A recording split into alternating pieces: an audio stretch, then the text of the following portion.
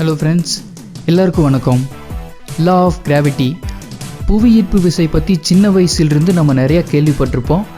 இது போலவே நம்மளோட அன்றாட லைஃப்பில் பேசிக்காக இயங்கிட்டுருக்கிற 12 யூனிவர்சல் லாஸ் பற்றி தான் இந்த வீடியோவில் நம்ம பார்க்க போகிறோம். இதை ரியல் லைஃப்பில் நம்ம எப்படி யூஸ் பண்ணலாங்கிறதுக்கு சில டிப்ஸ் கொடுத்துருக்கோம். ஸோ வீடியோவோட கடைசி வரைக்கும் இணைஞ்சிருங்க. வாங்க வீடியோக்குள்ளே போகலாம்.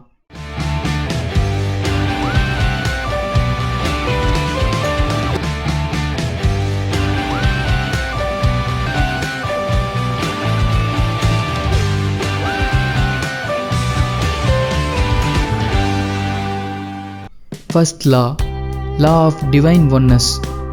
இந்த லா என்ன சொல்லுதுன்னா, ஆல் இஸ் ஒன், அதாவது எல்லாமே ஒன்று தான்.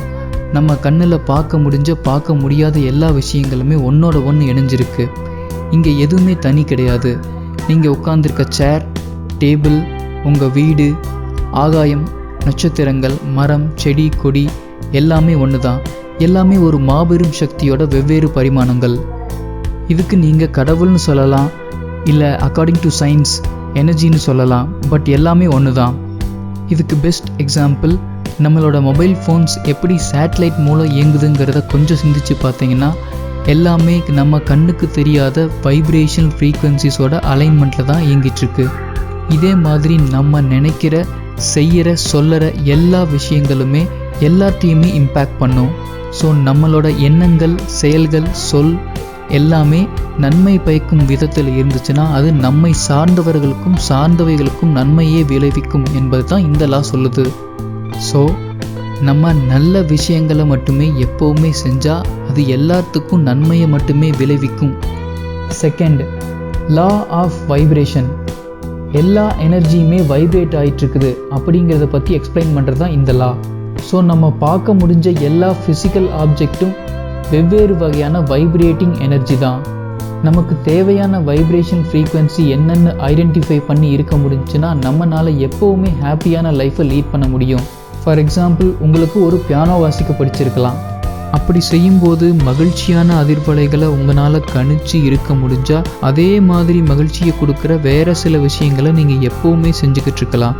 இதனால் நீங்கள் எப்போவுமே மகிழ்ச்சியாக இருக்க முடியும். மூணாவது விதியான லா ஆஃப் ரிதம். எல்லா வைப்ரேட்டிங் எனர்ஜியும் ஒரு வகையான ரிதமை ஃபார்ம் பண்ணுது அப்படிங்கிறத குறிப்பிடுது. ஒரு மியூசிக் டைரக்டர் தான் இசையமைக்கும் போது பாட்டுக்கு சரியான மெட்டு இருக்கிற மாதிரி அமைப்பார். அந்த மாதிரி வெவ்வேறு பேட்டர்ன்ஸில் அதிர்ந்துக்கிட்டு இருக்கிற ஆற்றல் அதிர்வலைகள் ஒன்று சேர்ந்து ஒரு ரிதமை அமைக்குது. இதற்கு எடுத்துக்காட்டா சீசன்ஸ், பல்வேறு பருவநிலைகள், ஸ்டேஜஸ் ஆஃப் டெவலப்மெண்ட், வளர்ச்சி பரிமாணங்கள். அதாவது ஒரு சின்ன குழந்தை வளர்ந்ததுக்கப்புறம் மிருகமாக மாற முடியாது, அது ஒரு மனிதனாக தான் உருவெடுக்கும். நம்ம செய்ய வேண்டியதெல்லாம் நமக்கு தேவையான ரிதமில் இருக்க வேண்டியது தான். அடுத்தது law of perpetual transmutation of energy. எதுவுமே நிலை இல்லைன்னு சொல்லி கேள்விப்பட்டிருப்போம், அதுதான் இந்த லா. இதன்படி எல்லா வைப்ரேட்டிங் எனர்ஜியுமே கான்ஸ்டண்ட்டாக மூவ் ஆகிக்கிட்டு இருக்கு, அதாவது எல்லாமே மாறிக்கிட்டு இருக்கு. இதன் மூலம் நம்ம நெகட்டிவாக இருக்கிற எந்த சுச்சுவேஷனையும் பாசிட்டிவாக மாற்ற முடியும். அது மாதிரி நம்ம கான்ஸ்டண்ட்டாக திங்க் பண்ணிகிட்ருக்கிற ஒரு தாட்டை எடுத்து பார்த்தா அது சில நாட்களுக்கு அப்புறம் வேறு ஸ்டேஜை அடைஞ்சிருக்கும். ஃபார் எக்ஸாம்பிள், நீங்கள் இன்றைக்கி ஒரு பியானோயிஸ்டாக இருக்கலாம், 10 வருஷத்துக்கு அப்புறம் நீங்கள் ஏஆர் ரஹ்மான் மாதிரி ஒரு மியூசிக் டைரக்டராக மாறலாம். ஸோ எல்லாமே சேஞ்ச் ஆகிக்கிட்டு இருக்குதுங்கிற அவேர்னஸ் உங்களுக்கு இருந்தால் நீங்கள் எப்போவுமே மகிழ்ச்சியாக இருக்க முடியும். 5வது விதியான லா ஆஃப் ரிலேட்டிவிட்டி குறிப்பிடுறது, இங்கே எதுவுமே பெருசு சின்னது, நல்லது கெட்டதுன்னு கிடையாது. எல்லாமே நமக்கு ஒரு வகையில் தேவைதான்ங்கிறத எக்ஸ்பிளைன் பண்ணுது. ஸோ எல்லாமே நம்ம எப்படி எடுத்துக்கிறோம், அதுக்கு நம்ம ஆழ் மனசில் என்ன இடம் கொடுக்குறோம். ஃபார் எக்ஸாம்பிள், நீங்கள் ஒரு ரன்னிங் ரேஸில் ஃபஸ்ட் டைமாக கலந்துக்கிட்டு அதில் தோற்று போகலாம். ஆனால் அதில் நீங்கள் கற்றுக்கிட்ட லெசன் அடுத்த ரேஸில் வின் பண்ணுறதுக்கு ஒரு ரீசனாக இருக்கும்.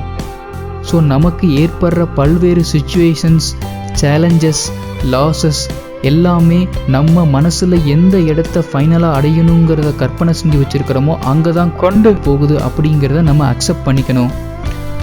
எவ்ரி திங் இஸ் கனெக்டட் அப்படிங்கிறத எப்படி சொல்கிறோமோ அதே மாதிரி எவ்ரி திங் இஸ் ரிலேட்டட். 6வது விதியான லா ஆஃப் பொலாரிட்டி சொல்கிறது, every thing has its opposite. அதாவது எல்லாத்துக்குமே எதிர்மறைன்னு ஒன்று இருக்குது. நல்லதுக்கு கெட்டது, பெருசுக்கு சின்னது, மேல் கீழ், இந்த மாதிரி எல்லாத்துக்குமே எதிர்மறைன்னு ஒன்று இருக்குது. நம்மள பல பேர் ரொம்ப நாள் வேலை பார்த்தும் அதில் வளர்ச்சி அடையாமல் இருக்கலாம். ஆனால் அதே ஆள் ஒரு நல்ல பிஸ்னஸை தொடங்கும் போது அதில் நல்ல சக்ஸஸ்ஃபுல்லான ஸ்டேஜை சீக்கிரமே அடையலாம். இது நம்மளோட கேரியரில் இயங்குகிற லா ஆஃப் பொலாரிட்டி.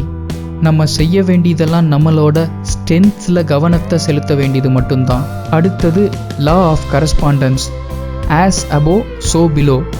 அதாவது உள்ள என்ன நம்ம நினச்சிக்கிட்டு இருக்கிறோமோ அதன்படியே வெளியுலகம் நமக்கு தென்படும். ஒரு பூனை தன்னை ஒரு புலியாக நினச்சிக்கிட்டு இருந்துச்சுன்னா அதன்படியே அதனோட செயல்களும் இருக்கும்.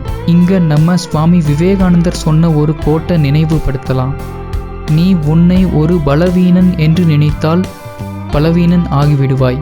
சக்தி வாய்ந்தவன் என்று நினைத்தால் சக்தி வாய்ந்தவனாக மாறிவிடுவாய். அடுத்தது law of cause and effect. தமிழில் ஒரு நல்ல பழமொழி இருக்கு. திணை விதைத்தவன் திணை அறுப்பான், வினை விதைத்தவன் வினை அறுப்பான். இதை தாங்க இந்த லா எக்ஸ்பிளைன் பண்ணுது. அதாவது நம்ம எதை விதைக்கிறோமோ அதைத்தான் அறுவடை செய்வோம். நல்லதை விதைச்சா நல்லது விளையும், கெட்டதை விதைச்சா கெட்டது கிடைக்கும். Law of compensation.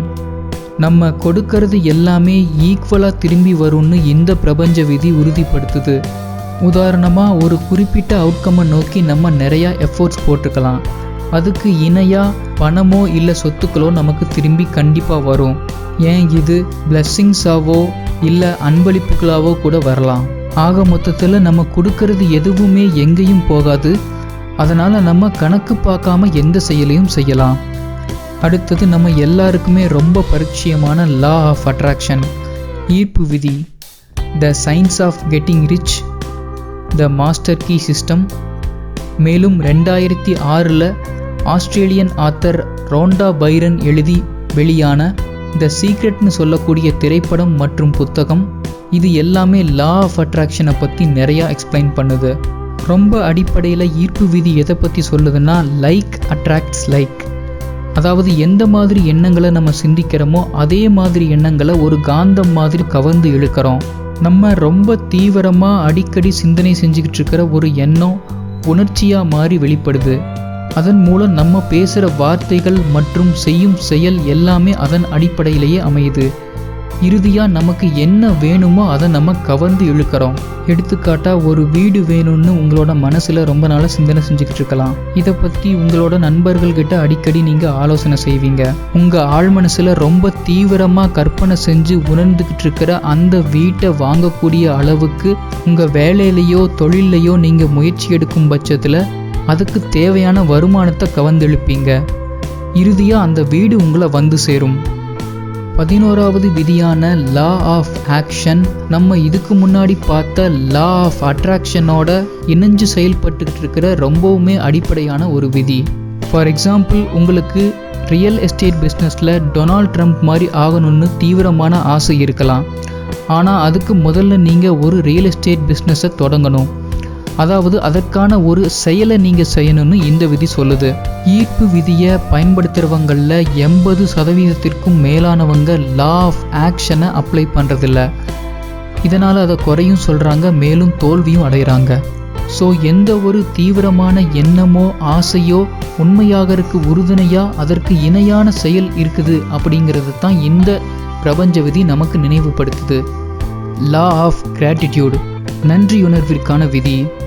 நம்ம பிறருக்கு செய்கிற உதவி நமக்கு நாமே செஞ்சுக்கிற உதவிங்கிறத தான் இந்த லா தெளிவுபடுத்துது. இதை நம்ம அன்றாட வாழ்க்கையில் உணர்ந்திருப்போம். எடுத்துக்காட்டாக உங்கள் நண்பர் ஒருத்தருக்கு நீங்கள் பண உதவி செஞ்சுருக்கலாம். அதற்கு இணையாக உங்களுக்கு தேவையான நேரத்தில் அவர் பண உதவியோ இல்லை பொருள் உதவியோ செய்யலாம். இதுதான் நன்றியுணர்வின் விதி.